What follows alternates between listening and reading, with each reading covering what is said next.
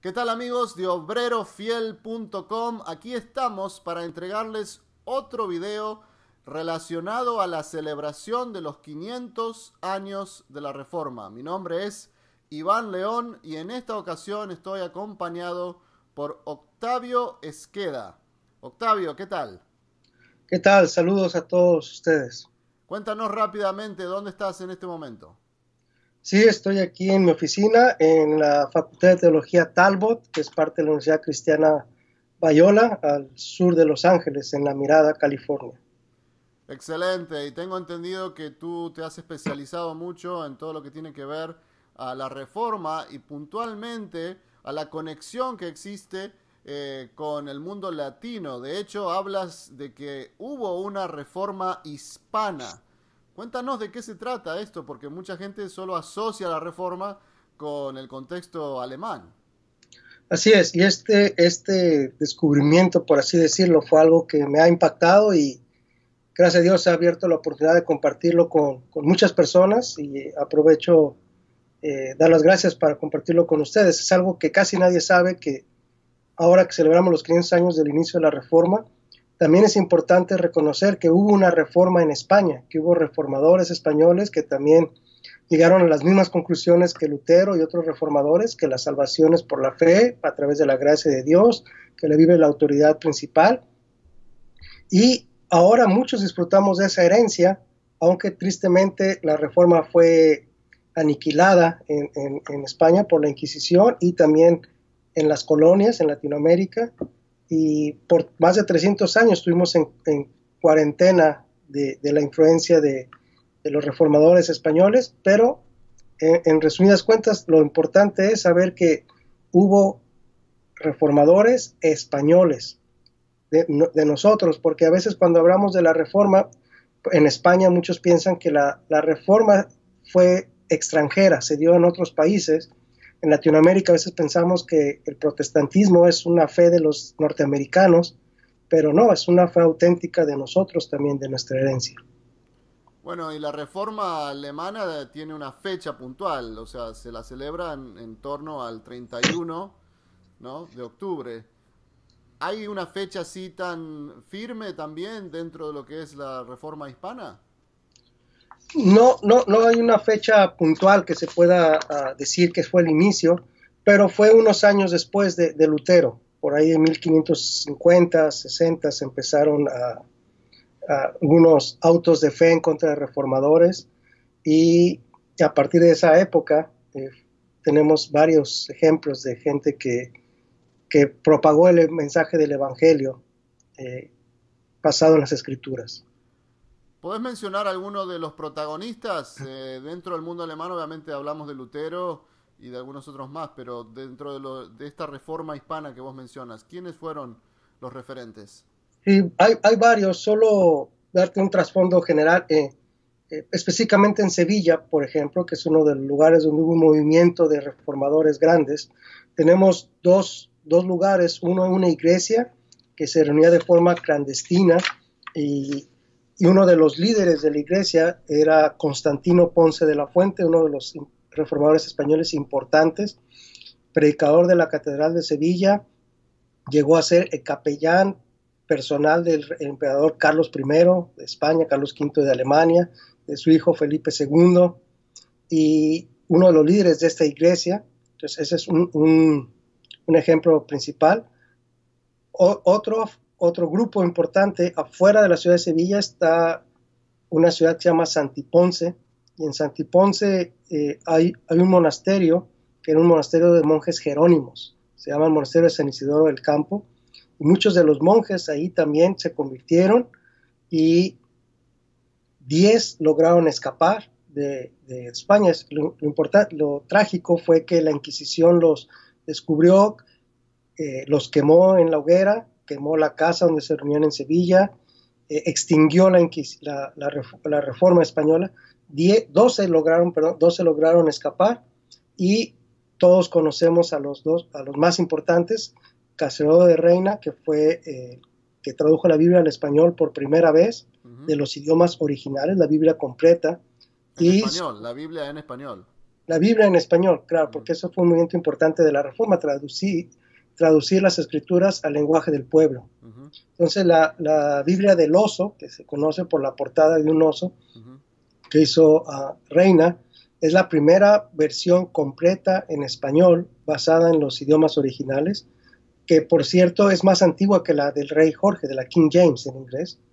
Y su otro monje, Cipriano de Valera, la revisó a la muerte de Reina en 1602, la primera fue en 1569, y hasta ahora todos los que somos creyentes tenemos en nuestras manos la Biblia Reina Valera, producto de los reformadores españoles, que tristemente no pudieron disfrutar los españoles. Estuvo prohibida en España, en las colonias, por siglos, y esos son algunos de los importantes. Quizá otro, Antonio del Corro, un profesor que terminó sus días como profesor en la Universidad de Oxford, Juan de Valdés, entre otros.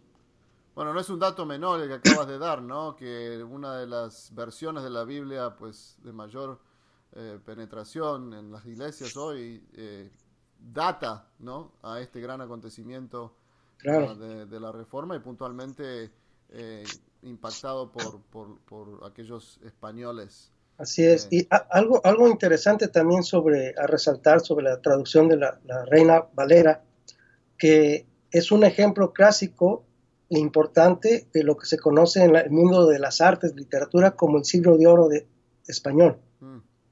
Es contemporáneo al Quijote, por ejemplo. Entonces el idioma, el lenguaje, refleja esa belleza del siglo de oro español, que muchos intelectuales con el paso de los siglos se han visto atraídos por la belleza del lenguaje de la Reina Valera. Excelente. Bueno, obviamente la palabra de Dios tiene esa belleza, ¿no? Y más cuando suena en el idioma de uno. Entonces, ¿qué los motivó a estas personas, estos referentes que acabas de mencionar, a sumarse a esto que Lutero inició allí en Alemania? Bueno, al igual que Lutero, fue un redescubrimiento de las Escrituras y del mensaje que ellas tienen acerca del Evangelio, de las buenas nuevas de salvación. Constantino Ponce de la Fuente, por ejemplo, era un maestro de la Biblia, igual que Lutero. Escribió varios comentarios al texto bíblico, y eso fue lo que lo motivó a redescubrir cuál es el propósito de Dios para nosotros. En los monjes, como Reina Valera del Corro, eran monjes jerónimos.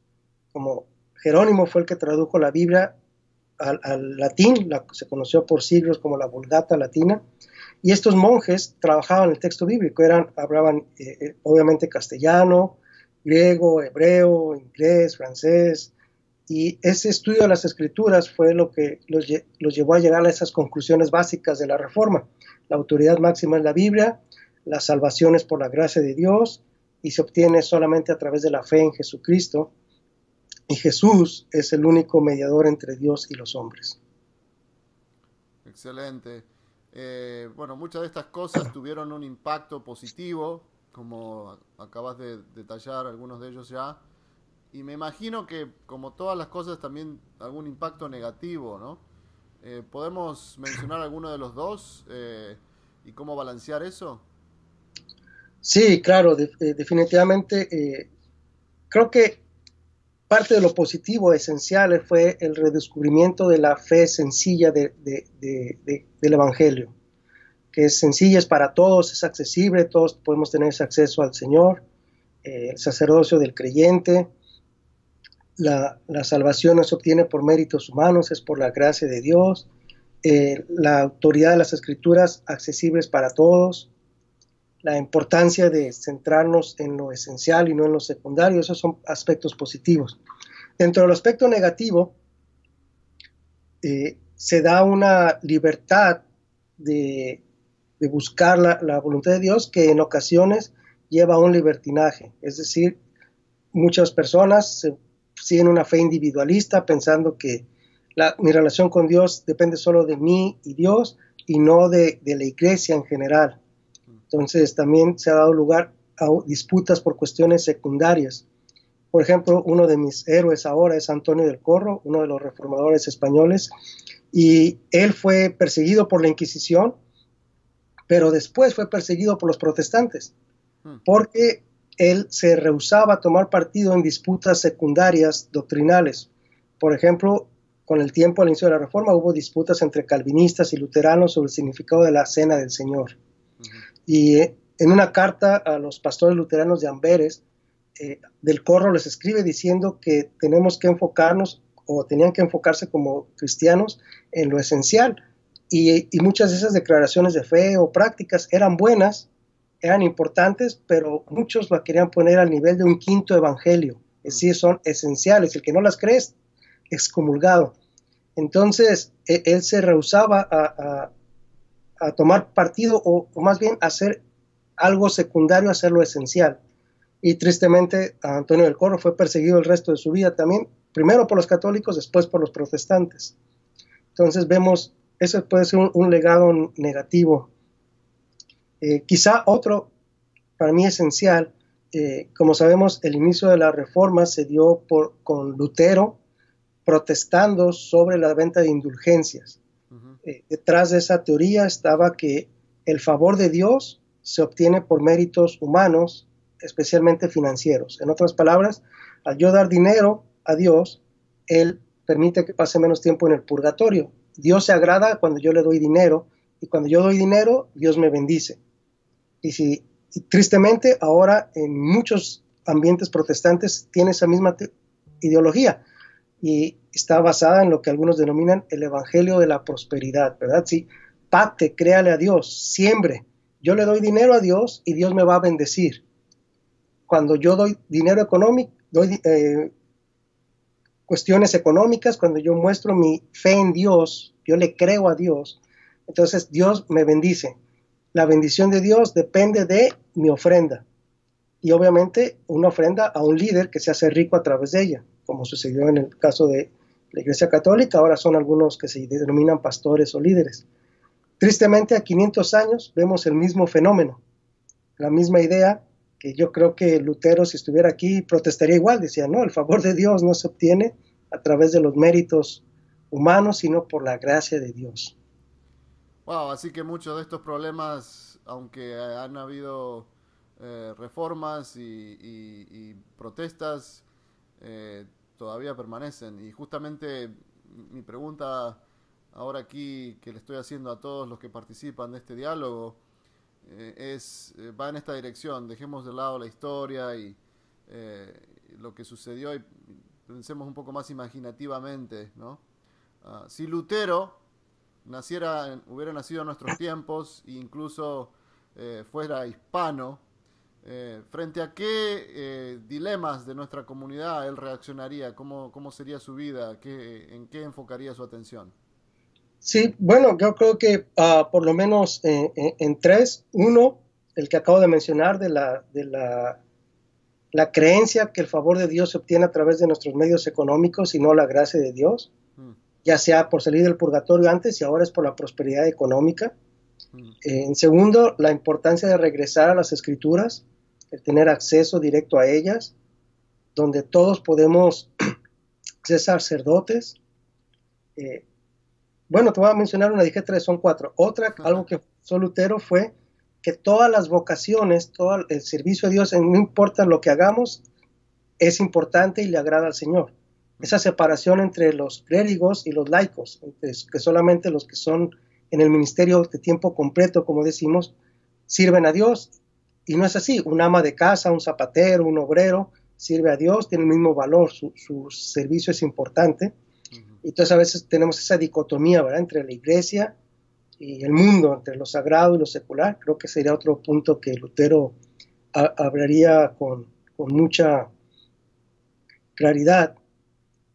Entonces creo que esos tres son esenciales. Te voy a decir, uno, indulgencias, la vocación, y el otro sería algo que Lutero usó los medios comunes de la sociedad para alcanzar a la gente. Por ejemplo, usó la música popular, lo que la gente entendía, y le cambió letra. Y le ponía letra cristiana, entonces conectaba a la gente con el mensaje de las Escrituras. A veces, ahora he notado que muchos cristianos tienen mostrar una postura de santidad donde nos alejamos del mundo. Decimos, esa es música del mundo, esa es cultura del mundo, esa es arte del mundo, y se aíslan. Entonces no nos conectamos con la sociedad, que era exactamente lo que Lutero hacía, buscaba puentes, que son las partes de la cultura que la gente entiende, y ahí yo llevo el evangelio. En lugar de decir, me aíslo de todo lo del mundo, de toda la cultura, y aquí está el evangelio, totalmente separado, aislado de la población. Y después nos preguntamos, pues, ¿por qué la gente no reacciona, no viene a Cristo? Porque estamos aislados, no conectamos puentes con ellos. Así que la música que hoy se considera sagrada no era tan sagrada en aquella época. Claro, no era sagrada, la mayoría eran música popular. Usaba una canción que todo el mundo conocía y le cambiaba la letra. Y no era porque le faltaba creatividad, porque era mundano, sino porque el mensaje de Cristo era para todos. Ese es el punto central. Y es algo que tenemos que rescatar, y me imagino que ahora sería algo que Él nos diría: no nos aislemos del mundo, sino seamos la luz y la sal del mundo. Bueno, amigos, espero que esta conversación con Octavio les haya despertado el interés sobre esta fecha tan especial, pero más aún en lo que podemos hacer en forma concreta hoy en día para alinearnos con esa manera de pensar, con esa manera de ser. Te agradezco, Octavio, por tu tiempo. Sé que también tienes ahí cerca tuyo unos materiales que puedes recomendar a aquellos que nos están viendo y tienen interés en saber más sobre estos temas. ¿Por qué no lo mencionas? Sí, bueno, brevemente les comparto. Salió un libro editado por la Asociación para la Educación Teológica Hispana, que se llama Nuestras 95 Tesis a 500 años de la Reforma, donde hay diferentes voces, perspectivas acerca de la Reforma. Tuve yo el privilegio de contribuir con un capítulo acerca de la influencia de la Reforma en la formación cristiana, en el discipulado, en la vida espiritual. Es un buen libro. Otro fue acerca de la Reforma en España, cosas que he mencionado, y curiosamente salió este libro, está en alemán, lo editó Peter Lang, sobre la Reforma en España, y aunque la mayoría del libro está en alemán, mi capítulo es en español, una introducción a la Reforma en España. Hay, gracias a Dios, que está creciendo ese interés acerca de la obra de los reformadores. Por ejemplo, Cipriano de Valera tiene un comentario al Evangelio de Juan. Ajá. Antonio del Corro escribió comentarios a Eclesiastés, con comentario al libro de los Romanos. Ajá. Y son temas que a veces, como ahora que estudiamos las Escrituras, sería bueno que regresáramos y veamos qué pensaron ellos acerca de Juan, qué pensaron ellos acerca de Eclesiastés, y podemos contribuir y edificarnos nosotros con el pensamiento de estos grandes héroes de la fe. Excelente, y aparte que son propios, ¿no? Son de nuestra raza y claro, muy cercano a la influencia de Lutero. Por lo menos es bueno saber qué pensaban en aquella época.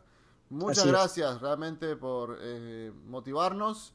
Y amigos, ustedes ya saben, aquí se les ha mencionado estos recursos. Obviamente también en esta misma página hemos preparado materiales para que ustedes sigan aprendiendo y conociendo. Les invitamos a que aprovechen cada uno de los recursos y que también continúen atentos a los siguientes videos que vamos a estar publicando. Muchas gracias, Octavio. Dios te bendiga. Gracias por tu tiempo. Nada, que Dios los bendiga.